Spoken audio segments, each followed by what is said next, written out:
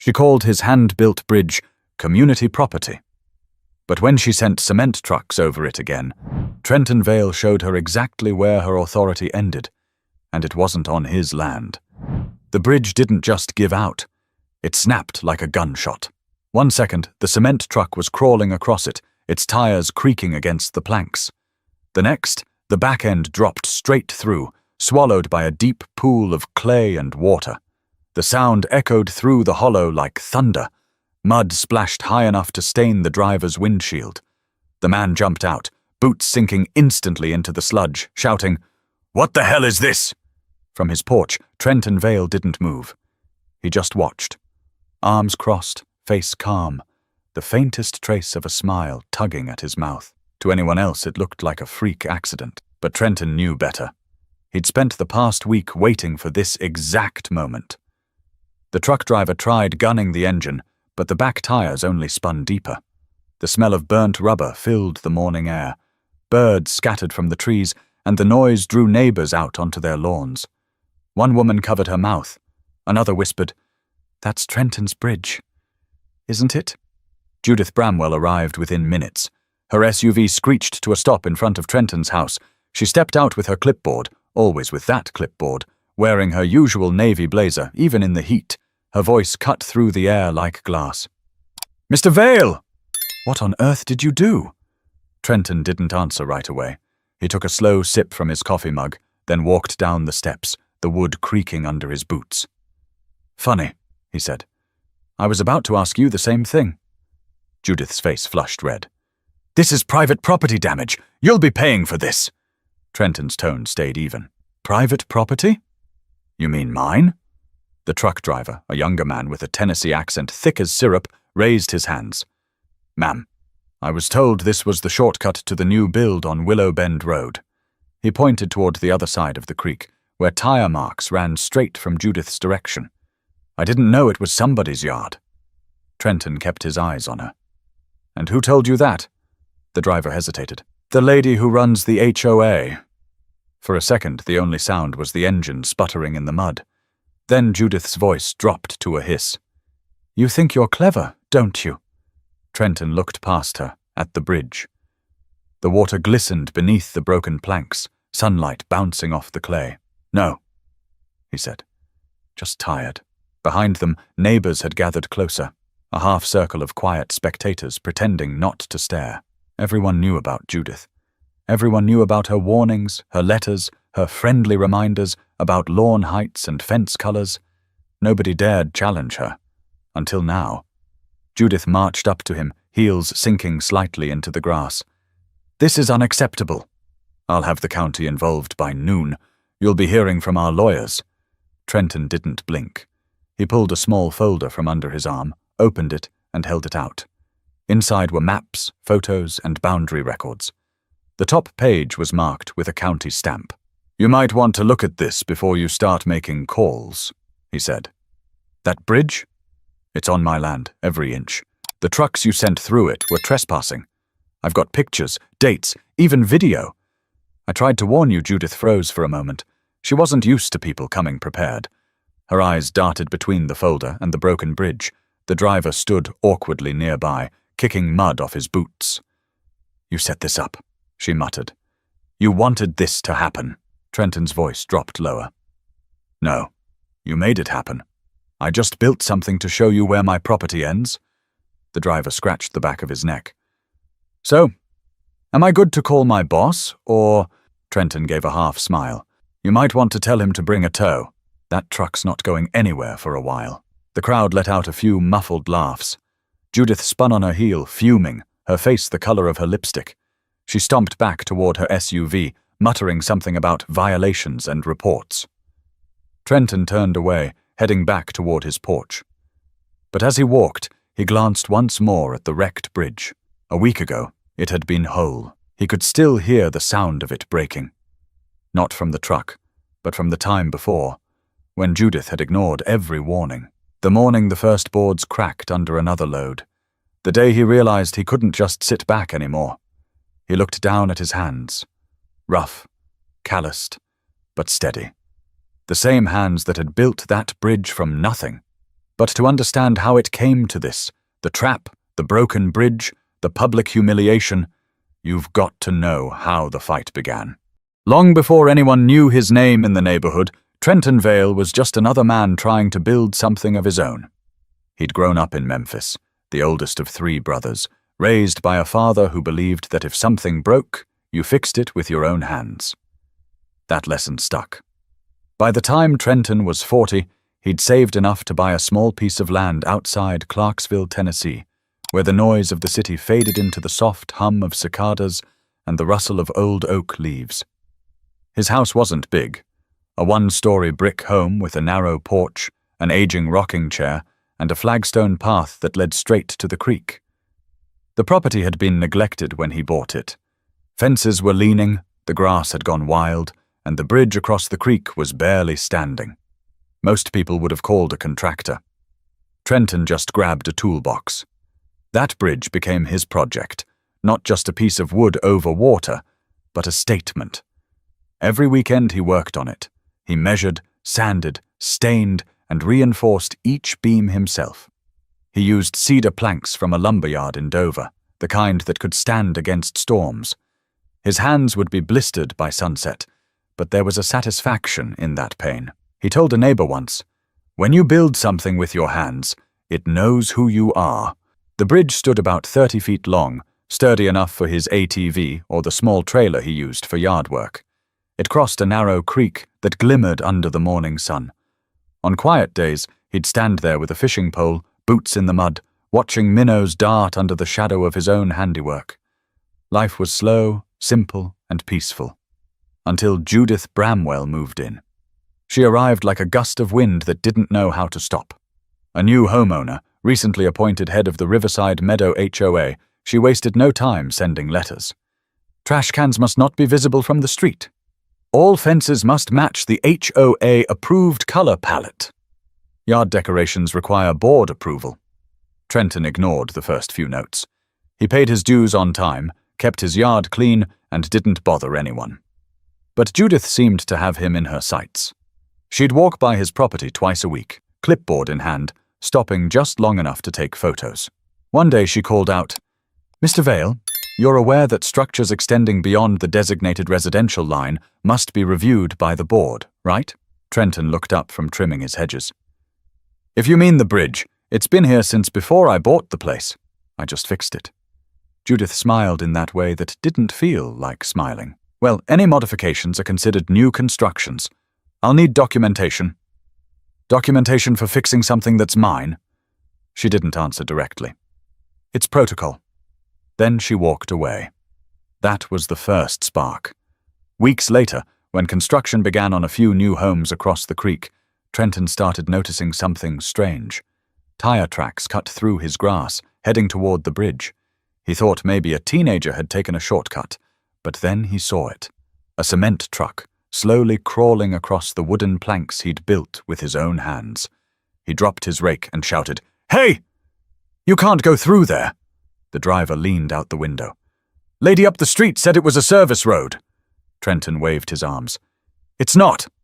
That's private property." But the truck was already across. The planks groaned, and his chest tightened as he watched one of the beams bend under the weight.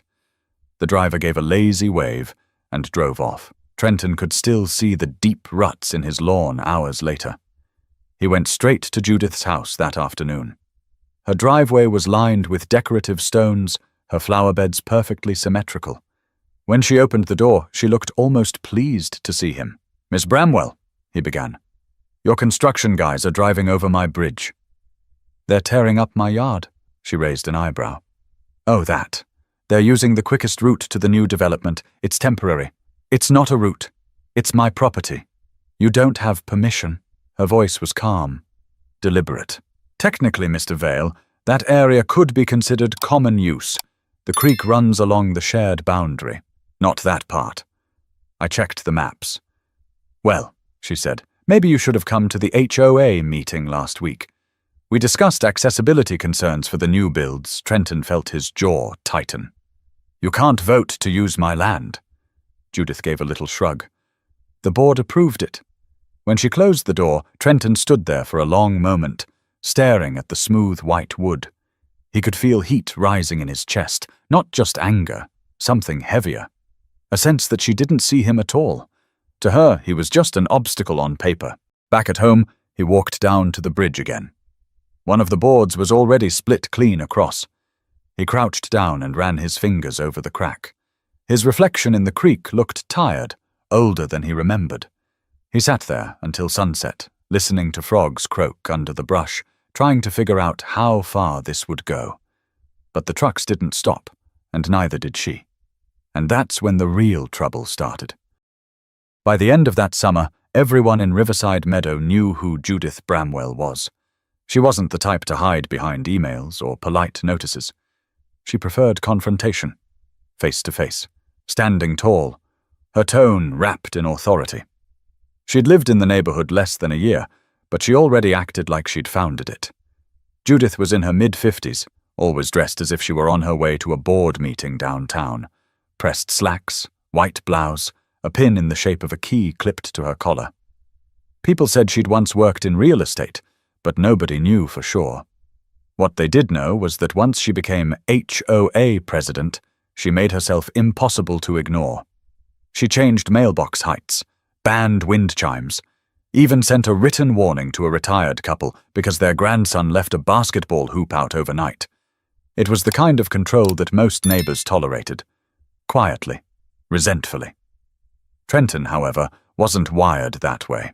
The first time she came to his property uninvited was a Tuesday afternoon. Trenton had just finished patching a hole in his fence when he saw her walking up the driveway, clipboard ready, as usual. "Mr. Vale," she called out, "we need to talk." He wiped his hands on a rag. "If it's about the trucks, I've already said—" "It's not about that," she interrupted. "It's about your bridge." The HOA has received several complaints that it's obstructing community access to the creek. Trenton stared at her. "Community access? Nobody even fishes down there but me." Judith gave that polished smile. "Still, we have to keep things uniform. The bridge doesn't meet the neighborhood's aesthetic standards. It might be necessary to have it removed." He laughed. Not out of amusement, but disbelief. "Removed? I built that bridge myself. And I respect that," she said, in a tone that made it clear she didn't. "But private modifications that interfere with community harmony are discouraged. You understand." Trenton stepped closer, lowering his voice. "Let me make something clear. That bridge sits on my property. It doesn't interfere with anyone's harmony but yours." She didn't blink. "Then I'll expect documentation proving that by the end of the week." And just like that, she turned and left, heels clicking against his driveway. That night, Trenton dug through his filing cabinet until he found his property survey. The bridge was well within his boundary lines, nearly 12 feet inside. He took photos, printed copies, and even drove down to the Montgomery County Office of Property Assessment the next morning to get an official stamp. When he handed Judith the documents later that day, she looked unimpressed. "We'll have to review this with the board," she said, tucking the folder under her arm. "There is no board," he replied. "There's you," she smiled again, the kind of smile that said, "We'll see." From then on, the tension between them became public. Judith started finding reasons to appear near his property. She claimed she was monitoring for compliance. Once she even stopped a delivery truck at the entrance to his driveway and asked the driver what he was bringing. Trenton's patience began to wear thin. "You don't need to monitor anything over here," he told her. "Everything's fine." "Mr. Vale," she said in her clipped tone, "I'm simply ensuring fairness. Rules are what keep neighborhoods from falling apart." "Or from breathing," he muttered. But the moment that really defined their feud came one Friday afternoon. The construction crews were back, and this time, 2 cement trucks lined up behind Judith's SUV.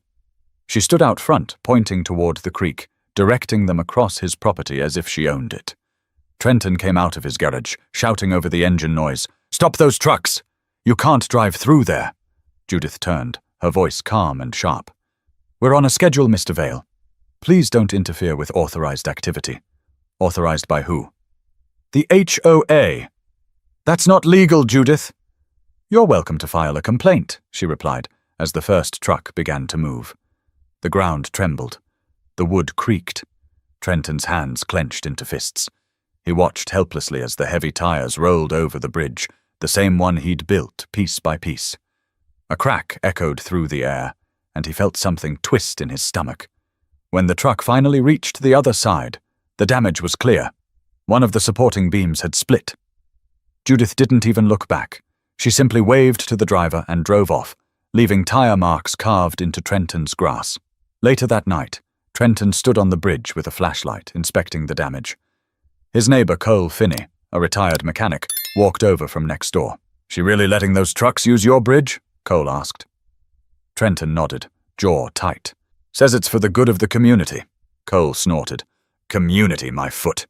She just likes control." They stood in silence, the beam of the flashlight catching the small fractures spreading across the wood. "You're gonna need to fix that," Cole said.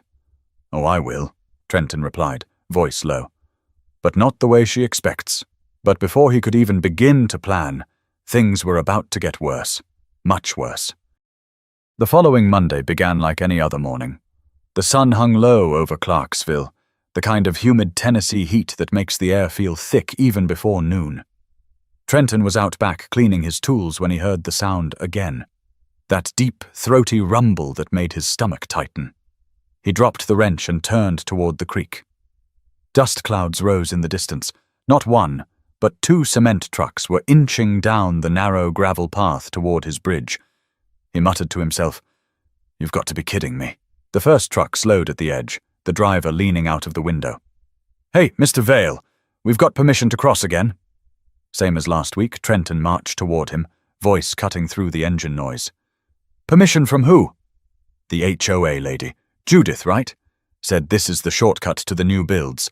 Said it was all cleared." Trenton's boots kicked up dust as he waved his arms. "It's not cleared. That's my bridge. You take that truck over, it's going to snap."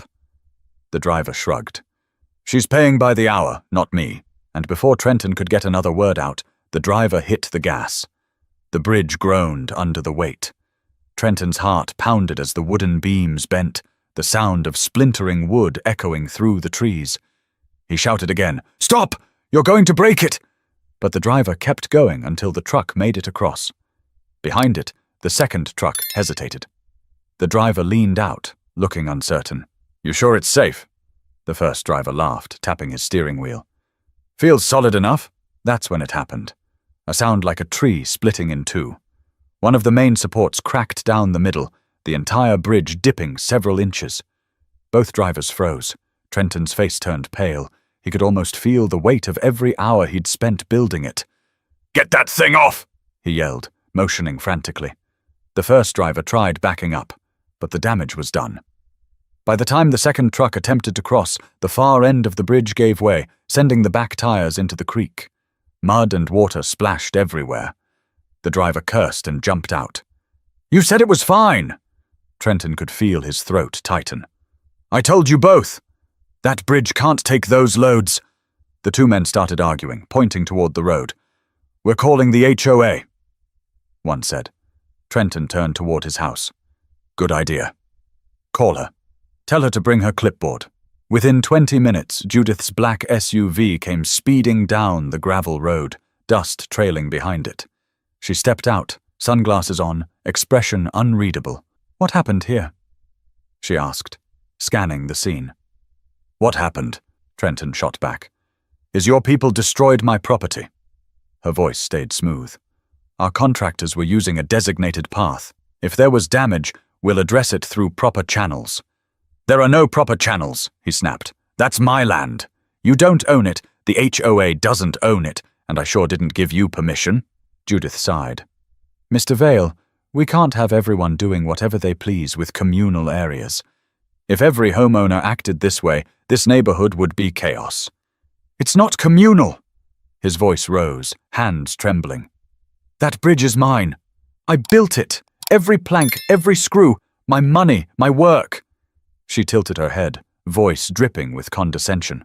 "Well, perhaps you should have attended the HOA meetings before making those decisions."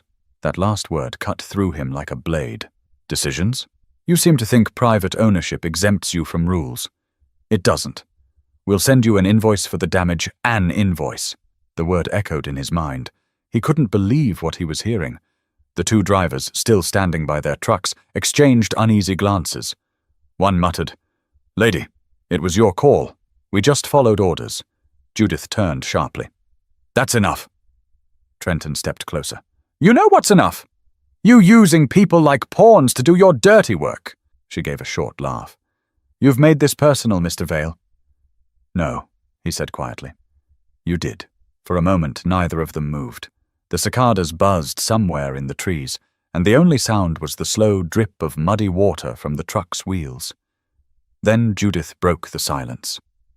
"I'll have the insurance representative come by this week," she said, brushing off her jacket. "In the meantime, I'd recommend staying calm. It's just a bridge." She walked back toward her SUV, but before she opened the door, Trenton said, "You ever build something with your own hands?" She paused. "I don't see how that's relevant. That's the difference between us. You see rules. I see work, sweat, time. You destroy things you don't understand." Judith didn't answer. She climbed into her car and drove away.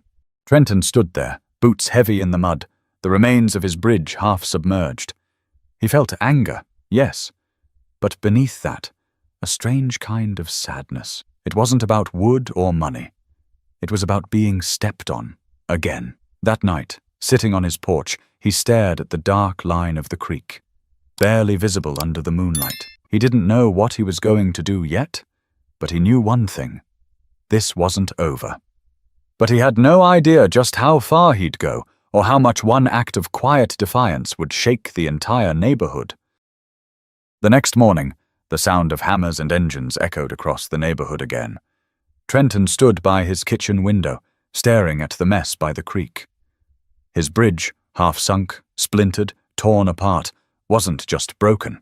It was humiliated. The water that ran beneath it now carried chunks of wood and streaks of concrete dust. He'd spent years building peace on that land, and in a few reckless hours it had been destroyed by people who didn't even live there. He poured himself a cup of coffee, but the mug trembled slightly in his hand. Anger wasn't new to him, but this was different. It was controlled, slow burning, and quiet. Later that day, Judith showed up again, clipboard in hand, sunglasses hiding her eyes. Two men in reflective vests followed behind. "Insurance assessors," she said. They didn't greet him. They didn't look at him. They just walked around the bridge, snapping photos and taking notes. Trenton stepped outside, wiping his hands on his jeans. "You bringing the press next?" he asked. Judith didn't smile. "This is standard procedure, Mr. Vale. We have to determine liability." "Liability?" he repeated. "You mean the people who trespassed and broke my bridge?" Her tone turned clipped. "We're reviewing whether that section is, in fact, private property. Until then, I'd appreciate your cooperation." He pointed toward the boundary markers, metal stakes in the ground he'd measured himself. "You can review all you want, but those markers don't move." Judith ignored him and turned to one of the inspectors. "Make sure you photograph the supports." "I believe they weren't up to regulation." That was it. Trenton laughed, not out of amusement, but disbelief. "You're unbelievable." Judith straightened her blazer. "And you're emotional. It's never wise to take these things personally. Lady, you sent cement trucks over something I built with my own hands. You think that's not personal?" The inspectors glanced at each other, uncomfortable. Judith, of course, didn't flinch. "As I said, the board will handle it." When they finally left, Trenton stood in silence, his jaw locked tight. His neighbor, Cole Finney, appeared again at the fence line, cigarette in hand. "She's pushing you," Cole said. "Trying to get you to lose it." Trenton looked at him, eyes hard. "I'm not losing anything. I'm taking it back." Cole raised an eyebrow. "Meaning?" Trenton didn't answer right away. "Meaning it's time she learns that some people can't be walked over." For the next few days, he avoided her entirely. But her presence was everywhere. Letters slipped into his mailbox, new rules emailed to the neighborhood. She'd even placed a temporary construction access sign near his property, as if to prove she still had the upper hand. He kept every letter, every photo, every small piece of proof. Late one night, he sat at his kitchen table surrounded by papers. The old survey map was spread out in front of him. He ran his finger along the line, marking his boundary, and whispered, "You crossed it, Judith. You crossed it," and thought no one would stop you. That was when the idea began to take shape. Not revenge, something smarter. Something that would make her face the consequences of her own arrogance without breaking a single law. The next morning, he started clearing the debris from the creek. He worked for hours, hauling splintered planks and broken nails into piles. Sweat ran down his temples, but he kept going. When the last of the wreckage was gone, he stood over the creek, hands on his hips, eyes fixed on the empty space. That night, Judith sent another notice, a formal warning for damaging communal property. He read it, folded it neatly, and placed it beside his coffee mug.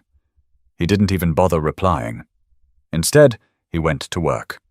He spent his evenings at the Home Depot in Hopkinsville, buying fresh lumber, bolts, and tools. The cashier, a young man named Evan, noticed him returning several times over the week. "You building something big?" Evan asked. Trenton smiled slightly. "You could say that." He worked after sunset, the faint glow of his workshop light visible from the street. Cole would sometimes stop by, offering a beer or a hand. "You rebuilding the bridge already?" he asked one night. "Not exactly," Trenton replied. "I'm improving it." Cole gave him a curious look. "What kind of improvements?" "The kind that teaches respect." Cole let out a low whistle. "You're planning something, huh?" Trenton didn't deny it. He kept hammering, his rhythm steady, deliberate. When Judith passed by the next morning, she slowed her car to watch. "I hope you're following HOA standards this time," she called out. Trenton didn't look up. "Don't worry. Everything's by the book." She didn't realize which book he meant. By the end of the week, the bridge stood again, stronger, cleaner, almost too perfect. Every plank was polished, every joint sealed. But beneath that fresh coat of stain lay something no one could see. A hidden mechanism, carefully designed to give way under heavy pressure, just enough to trap without harming. He leaned on the railing that night, listening to the creak. The reflection of the moon shimmered across the new boards. "Looks good," Cole said from behind him. Trenton nodded slowly. "It's ready." But before the trap could spring, one more confrontation would set the whole neighborhood on edge, and make sure everyone was watching when the lesson began. The bridge looked brand new, almost elegant. From the street, you'd never guess what was hiding underneath it. Every line was clean, every bolt perfectly placed. Judith drove by twice that week, slowing her SUV just enough to stare, but not enough to stop. Trenton knew she couldn't resist inspecting his work. He wanted her curious and confident. He spent the evenings in his workshop, surrounded by sawdust and the hum of a small radio. On the table beside him lay blueprints sketched on notebook paper, covered in coffee stains and rough calculations. He'd designed a frame beneath the planks that could collapse in sections when a certain weight rolled over it, harmless to a person, but a nightmare for something heavy, like a cement truck. The center would drop about 3 feet into a shallow pit lined with wet clay and water. It wasn't deep enough to cause danger, just enough to embarrass whoever tried crossing again. He called it his quiet justice. Cole stopped by one evening, resting his arm on the doorframe. "You sure about this, man?" "She's got connections, and you know how these HOA folks are. They love paperwork more than people Trenton didn't stop hammering. She won't have paperwork for this. I've got permits, survey maps, everything legit. I even made sure it drains properly. There's not a thing illegal about what I'm doing." Cole grinned. "So, it's legal revenge?" Trenton smirked. "Call it creative boundary enforcement." They both laughed, but underneath the humor was something sharper, that quiet satisfaction of taking back control from someone who thought they owned you. For days, the bridge sat untouched. Judith didn't call, didn't write, didn't send another email. It was strange, too quiet. Trenton had a feeling she was waiting, letting him believe the feud had cooled down. But she wasn't the kind of woman to back off easily. He was right. The following Friday, he spotted 2 unfamiliar pickup trucks at the far end of the street. Big, loud, and covered in dried cement. He felt that familiar pulse in his chest, the same mix of anger and anticipation that had been building for weeks. He stepped off his porch and walked down to the mailbox, pretending to check his mail as one of the drivers approached. "Hey man," the driver said, flipping up his sunglasses. "We're supposed to pour for the property over the creek. HOA lady said we could use this way again. Said it was all fixed." Trenton looked at him for a long moment. "Yeah," he said slowly. "It's fixed." The driver nodded, hopped back in the truck, and started down the path. The gravel crackled beneath the tires, and Trenton turned, walking calmly toward his porch. Cole was already leaning on the fence, eyes wide. "She's doing it again?" Cole called out. Trenton didn't answer. He just sat on the porch steps, coffee mug in hand, watching. The first truck reached the bridge and rolled forward. The wood creaked slightly, but everything held. The second truck followed close behind, heavy with cement. Then came that sound. Faint at first, then louder. A soft groan that turned into a deep crack. The driver shouted something, but it was too late. The center planks gave way with a loud snap, and the back tires sank straight into the clay pit below. The front half of the truck stayed on the bridge, tilted upward like a stranded boat. Mud splashed high onto the driver's door. "Another!" The driver threw open the door and jumped down, boots sliding in the muck. He looked up at the bridge, then back at Trenton, who was still sitting quietly on his porch. "You did this!" the driver yelled. Trenton shrugged. "It's my bridge. I built it. If it can't hold your truck, maybe you shouldn't be driving on it." The second driver pulled up short, refusing to move any closer. "Man, I told you this was somebody's property," he said to his partner. That's when Judith's SUV came roaring around the bend, just like he'd expected. She stepped out, heels clicking, face tight with fury. "What happened here?" she demanded. The trapped driver gestured wildly toward the pit. "Your shortcut just swallowed my truck." Judith's head whipped toward Trenton. "You're going to pay for this, Mr. Vale." "This is sabotage." He stood up slowly, walked down the steps, and approached her. "Sabotage? That's a strong word. I rebuilt my bridge. It's private property. What happens when people trespass isn't my problem." She glared at him. "You think this is funny? I think it's justice," he said quietly. "You broke it once. I rebuilt it better. You told your people it was yours. Now everyone gets to see who's been lying." The truck driver had already called his supervisor. Another neighbor, Patricia North, came out from her yard with her phone, recording everything. "Y'all might want to stop yelling," she said. "This looks like a whole lawsuit waiting to happen." Judith snapped. "Turn that off, Patricia." Patricia didn't. She just said, "Freedom of information, honey." Trenton couldn't help but smile. The neighborhood was finally watching. The power Judith had carried like a crown was slipping, inch by inch, in front of everyone's eyes. Judith pointed a shaking finger at him. "You're finished, Mr. Vale. I'll make sure of it." Trenton met her gaze, calm as ever. "You've already done enough damage. The rest is on record." She hesitated. "What record?" He lifted a small GoPro camera from the porch railing. "This one." Her face drained of color. But the moment of confrontation was only the beginning. Because when the authorities arrived, the real shock came not from the trap, but from what they discovered beneath it. The sirens came fast. Within 15 minutes, 2 sheriff's cruisers rolled up the gravel road, lights flashing. Word had spread faster than wildfire. Half the neighborhood was out by now, phones raised, recording every second. It wasn't every day something like this happened in Riverside Meadow. Deputy Rick Hanley stepped out first, tall and broad, his hand resting on his belt. He took one look at the scene. A cement truck, nose up on a half-collapsed bridge. Mud everywhere. Judith Bramwell standing rigid with her arms crossed. And let out a slow sigh. "All right," he said. "Who's in charge here?" Judith immediately pointed at Trenton. "He is!" He rigged the bridge to collapse under my construction team's vehicle. "This is criminal sabotage." Trenton didn't say a word at first. He let the deputy look around. The smell of wet cement hung thick in the air, and the trapped truck hissed faintly from the pressure lines.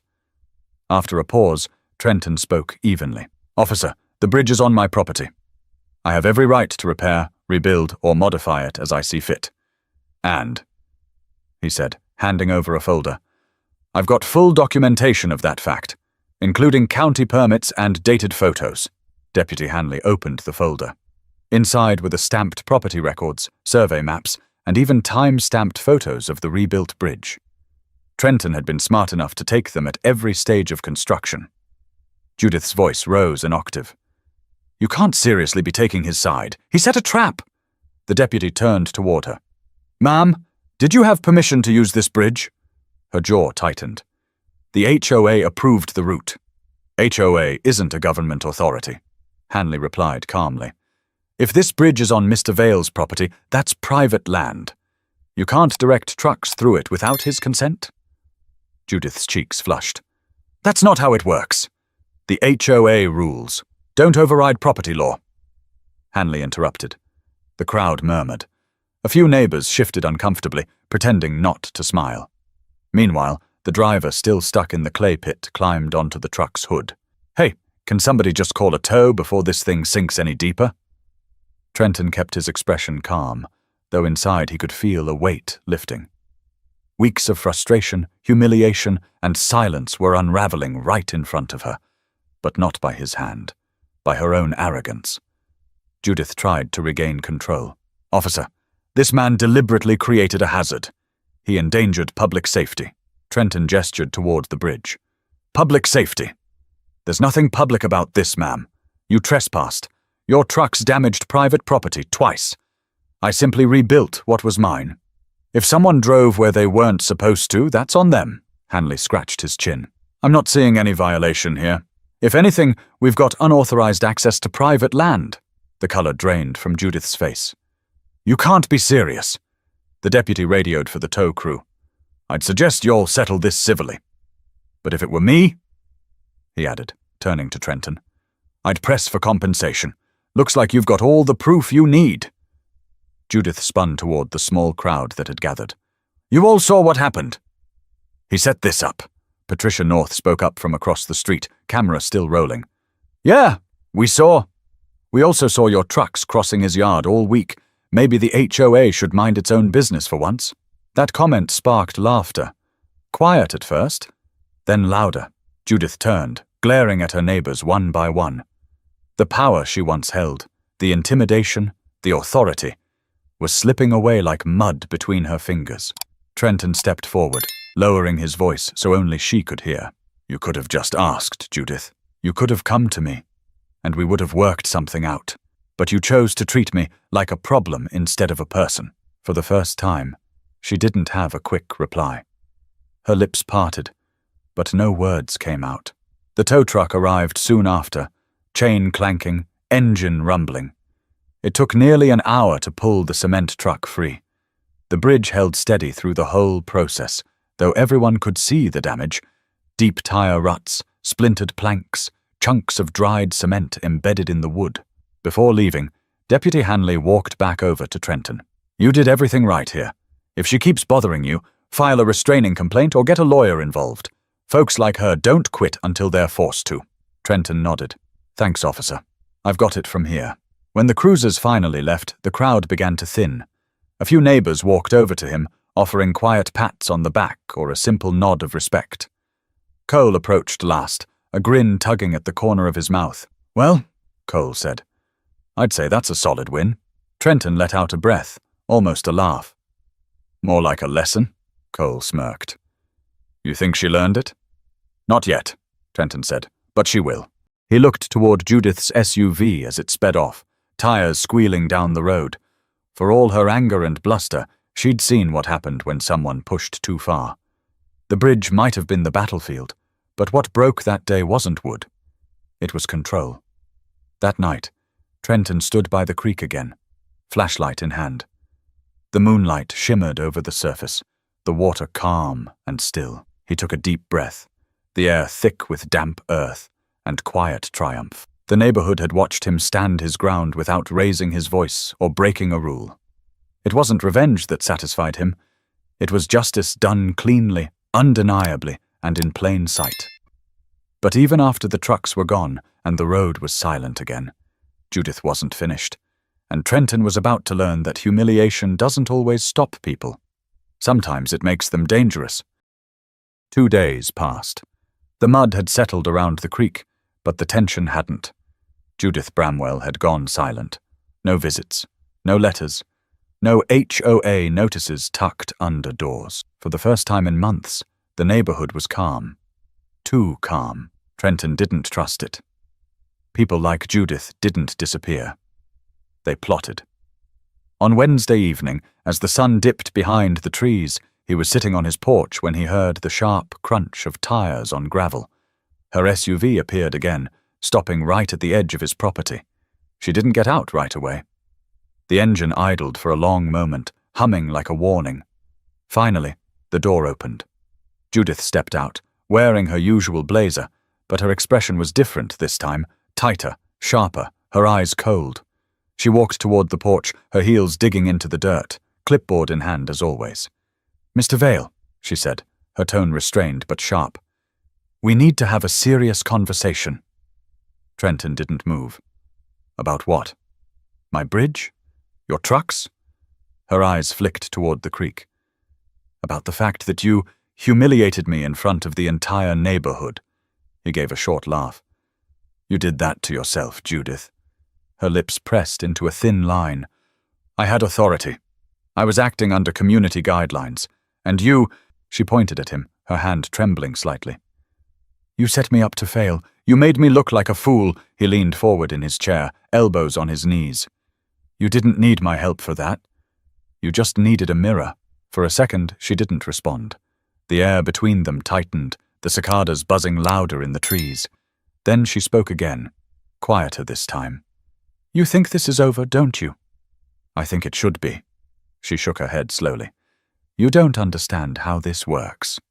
People like you think you can just do whatever you want because you own a patch of dirt. But neighborhoods need structure, order. Someone has to keep things in line." Trenton stood now, his shadow stretching across the porch. "That order you're talking about. It's just control. You use rules like weapons. I use them to protect standards," she fired back. "Standards don't mean much when you forget about people." Her voice cracked for a second, revealing something raw beneath the polished tone. "You embarrassed me, Trenton, in front of everyone. Do you know what that does to someone like me?" He paused. "Maybe it makes them realize they're not untouchable." She took a step closer, close enough for him to see the faint tremor in her jaw. "I could ruin you, you know. The HOA has power, connections. You think those neighbors clapping for you will still cheer when your property fees triple? When your name's dragged through paperwork?" Trenton's voice stayed even. "If that's what you need to feel better, go ahead. But I'm not moving an inch. Not from this porch, not from this bridge, not from the truth." Judith stared at him, breathing heavily, her hands clenched around her clipboard. "You think you won, but you don't win against people like me. You just delay the inevitable." He tilted his head slightly. "You ever get tired of fighting, Judith? Of trying to control every piece of dirt that isn't yours?" She blinked. For just a second, her face softened. Not much, but enough for him to see the exhaustion behind her defiance. It was gone just as quickly. "You'll regret this," she said finally. "I promise you that." Then she turned and walked away, her steps quick, sharp, deliberate. The SUV door slammed, gravel spraying behind her tires as she sped off. Trenton stood there for a long time, watching her disappear down the road. The sky was turning purple now, streaked with the last light of day. Cole walked over from next door, carrying 2 beers. "She came back, huh?" he said, handing one over. "Yeah," Trenton muttered. "Didn't take long." Cole popped the cap off his bottle. "She threaten you again?" Trenton gave a half smile. "Pretty much." Cole took a sip. "Man, you'd think after that mess she'd learn." Trenton looked toward the bridge, the wood glinting under the fading sun. Some people can't handle being wrong. To them, losing control feels like being disrespected. Cole nodded. "You gonna do anything about it?" "No," Trenton said, voice steady. "Not yet. The more she talks, the deeper she digs her own hole." They sat in silence for a while, the kind of silence that carries weight. The sound of frogs echoed faintly from the creek.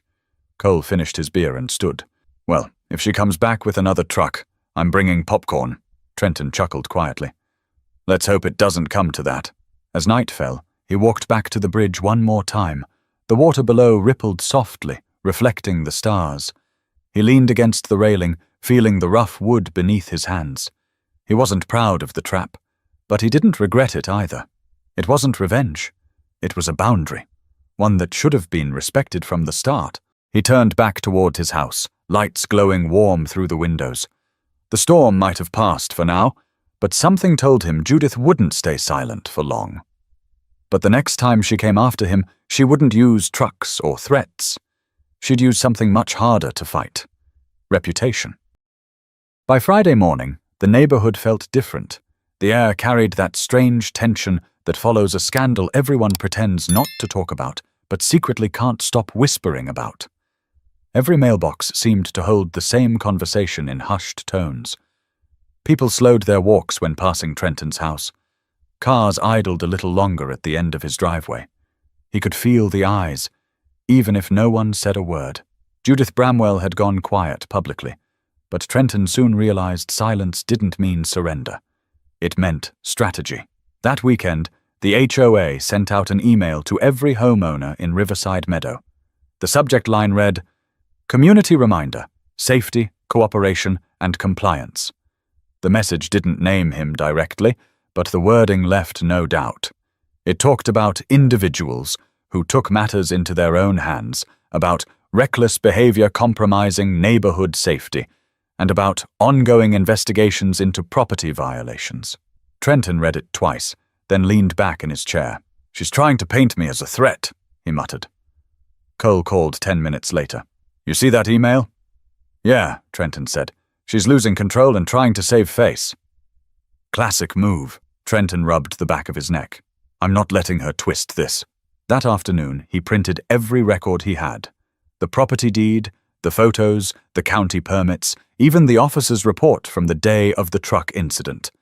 He didn't send a message or write a defense. He simply pinned them all to his front door, clear as day. Anyone walking by could read the truth themselves. By sunset, half the neighborhood had stopped to look. A few neighbors even gave him a thumbs up. Others whispered to one another, glancing nervously toward Judith's house. But the woman herself didn't come by. Not that night, not the next day. Then Monday arrived, and so did the envelope. It was thick, official-looking, stamped with the HOA logo. Inside was a formal notice of fines, nearly $4,800 for unauthorized modifications to shared property, endangering community contractors, and failure to comply with board directives. Trenton stood at his mailbox, staring at the number. A fine. Nearly $5,000 for fixing his own bridge. He let out a slow exhale and walked inside. Cole stopped by an hour later. "She actually fined you?" $4,800, Trenton said, holding up the paper. "She's out of her mind." Cole leaned against the counter. "You know what she's doing, right? She's hoping you'll lose your temper. The moment you do, she's got leverage. That's her whole game." Trenton nodded slowly. "Then I'll play mine." He didn't yell. He didn't post online or show up at her door. Instead, he made one phone call. To the county office. 2 days later, a county inspector arrived unannounced, walking the property line with a clipboard of his own.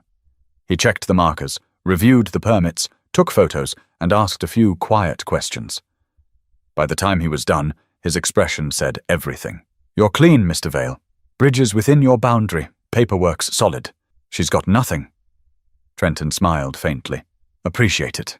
The next HOA meeting was scheduled for that Thursday. It was open to homeowners, and Trenton hadn't attended one in years. Until now. He walked into the community hall just as Judith was speaking at the front, standing beside a projector that displayed slides of recent neighborhood concerns. When she noticed him, her voice faltered. The crowd turned. "Well?" Trenton said, his tone calm. "I figured I'd stop by since I seem to be one of those concerns." Judith's lips tightened. "Mr. Vale, this isn't the time." "No," he interrupted gently. "It's exactly the time." He walked closer, holding a folder. "Since everyone's been hearing half a story, I figured I'd share the rest." He opened the folder and began laying down papers on the table. His property deed, county inspection report, photos of the bridge, and the official police statement. Each page landed with a soft slap that echoed louder than any argument. "I tried reasoning," he said, looking straight at Judith. "I tried following your process. You ignored it, abused it, and cost me a bridge I built with my own hands. So I rebuilt it. By the law. And when your trucks trespassed again, I let the truth do the teaching." The room was silent except for the faint hum of the projector. One man in the back coughed awkwardly. Judith tried to speak. "You're twisting this into—" "I'm not twisting anything," Trenton said. "I'm done being quiet. You use this HOA to intimidate people who don't fit your mold, but the rules aren't weapons. They're supposed to protect us, not control us." A few heads nodded. Even the board members shifted uncomfortably in their chairs. One older woman finally spoke up. "He's right. She fined my son for having a shed that matched the house paint. This has gone too far." Judith's composure cracked for the first time. "This is slander." "No," Trenton replied softly. "This is accountability." He gathered his papers, tucking them neatly back into his folder. Then he looked around the room. "All I ever wanted was peace. But peace doesn't come from silence. It comes from boundaries." He turned and walked out, leaving a stunned audience behind. By the weekend, word had spread again, only this time, not against him. The HOA board called an emergency vote the next Monday. Judith Bramwell was asked to step down, pending internal review. Trenton didn't celebrate. He didn't gloat. He just went home, brewed a cup of coffee, and sat on his porch as the sun dipped low over the creek. The air felt lighter, the kind of quiet he hadn't known in months. Cole came by, hands in his pockets. "Looks like it's over." Trenton smiled faintly. Not over, just balanced again. But as the neighborhood settled into calm, there was still one more chapter to write. One final moment that would turn a small-town feud into a lasting lesson. The next few weeks rolled by quietly, like the world had finally exhaled. For the first time in months, the sound of trucks disappeared from the gravel road near the creek. The only noise Trenton heard now was the wind in the trees and the soft rustle of water under his bridge, standing proud and unbothered just as it should. Judith Bramwell hadn't been seen much since that HOA meeting. Her name still popped up in neighborhood conversations, whispered at mailboxes or during evening walks, but never with the same fear it once carried. She'd lost something deeper than her position, her grip on people. One late afternoon, Trenton was sitting on his porch when he spotted a familiar figure walking slowly down the street. Judith. No clipboard, no blazer this time. Just a plain grey sweater and jeans. Her hair was tied back, her steps uncertain. He thought she might just pass by, but she didn't. She stopped at the edge of his yard, hesitated, then walked toward him. "Mr. Vale," she said quietly. "Miss Bramwell." The silence that followed stretched thin. The air smelled like rain. Clouds had started to gather above them. "I came to apologize," she said finally. Her voice wasn't sharp anymore. It sounded tired. "I went too far." Trenton didn't say anything. He just watched her, trying to read her face. "I let the position get to me," she continued. "When I moved here, I wanted to keep things organized, make it look like the neighborhoods I used to work with. But somewhere along the way, I stopped seeing people as people." Her words hung there for a moment, fragile but honest. Trenton nodded slowly. "You don't have to explain it to me. Just don't do it again." Judith's lips pressed into a faint, shaky smile. "I won't." She took a deep breath. "The board voted to drop all the fines. I made sure of that before I stepped down." "That's good to hear." She turned to leave, but paused halfway down the path. "For what it's worth, you were right about one thing. Control isn't the same as order. I just didn't see it until I lost it."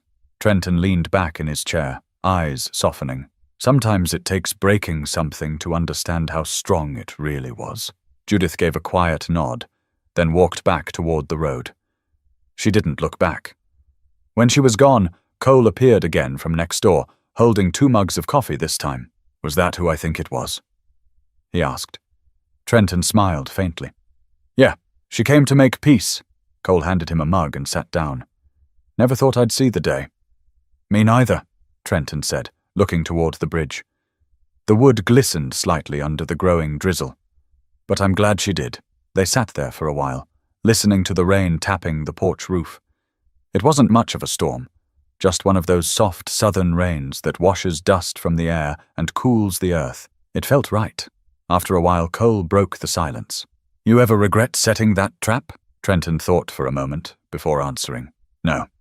Not because it embarrassed her, but because it showed everyone that standing your ground doesn't mean shouting or fighting. Sometimes it means proving your point quietly and letting the truth do the rest." Cole grinned. "You ought to write that down. Put it on a sign or something." Trenton chuckled. "Nah, the bridge says it better." The rain picked up slightly, tapping against the wooden railing. Across the creek, the muddy pit had long since dried up, covered now with grass and small wildflowers. Nature, it seemed, had moved on too. By nightfall, the sky cleared, leaving a deep Tennessee blue scattered with stars. Trenton stood by the bridge one last time that evening, the sound of water steady beneath him. He ran a hand along the railing, feeling the strength of it, not just in the wood, but in what it stood for. He whispered to himself, "Boundaries aren't walls, they're lines of respect. You don't draw them to keep people out. You draw them to remind people where they shouldn't cross." In the distance, a porch light flicked off.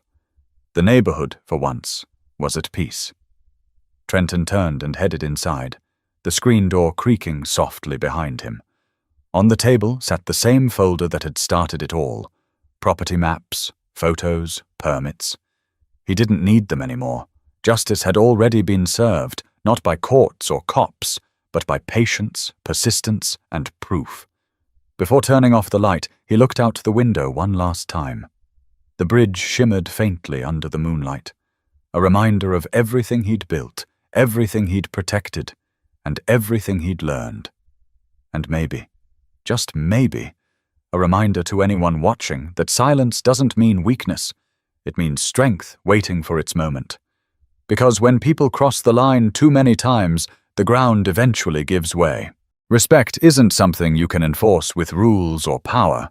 It's something you earn by knowing when to stand firm and when to let go. Sometimes doing what's right means staying calm when everything in you wants to fight. And when others misses authority, the strongest act of defiance is simply refusing to be broken. If this story kept you watching until the end, remember, it's not just about bridges or battles. It's about knowing your worth. So if you believe in standing your ground and defending what's yours with dignity, subscribe to the channel. More real stories, more lessons, and more moments that remind us how powerful quiet strength can be.